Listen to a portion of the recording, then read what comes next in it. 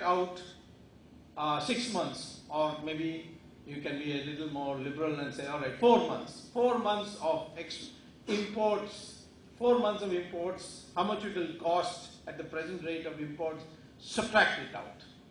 Then subtract out statutory payments. You've taken a loan from abroad, some of it short term, some of it ECB, some of it from the IMF, some of it from the World Bank, some of it from other governments. All these installment payments for the year are subtracted out. This is the amortization, so to speak, should be subtracted out. Then you subtract out. Then with the residual, you look at some of the speculative changes that might take place, foreign exchange going up and down, so on, and you subtract out that. Then see if there's anything left. Then you can say, if there is substantial amount left, then you say, yes, you've got lots of foreign exchange. According to me, if you also in the case of India remove the NRIs, because the NRIs in 1990, the crisis was, people said it was caused by the Gulf War. No, it was caused by our NRIs. They are pulled out. Our NRIs are, they may be Indians in color and Indians in outlook and Indians by descent. But when it comes to this, they are just like every other businessman in the world. So the moment the word got around that the VP Singh government has led the country to near bankruptcy, they pulled out the money. They pulled out a couple of $1 billion and literally left us in the soup. So therefore, NRI's money should be treated like any other money coming from abroad. Not to expect that the NRIs will have special consideration for India.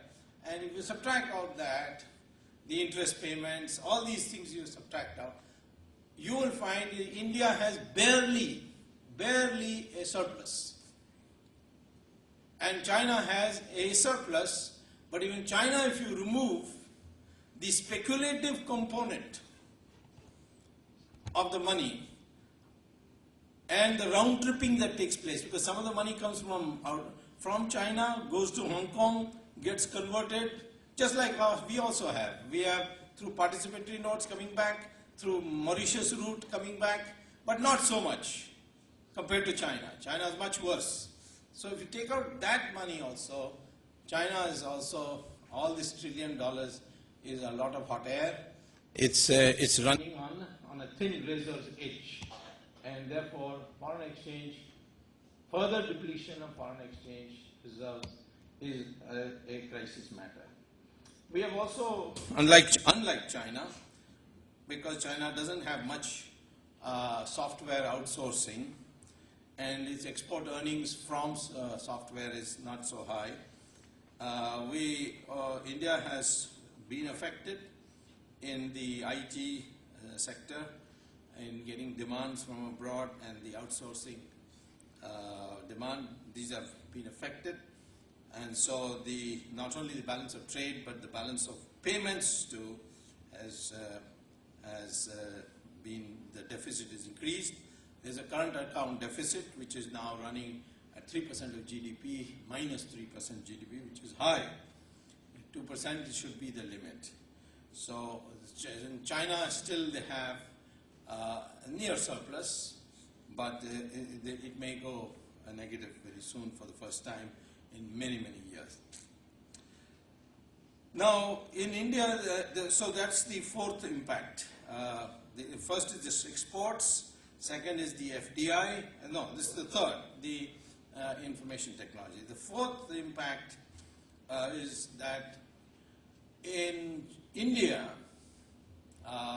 one or two banks may collapse. ICICI Bank. Because ICICI Bank, what it has been doing, has been taking money from abroad, short-term loans from abroad, and giving long-term loans here.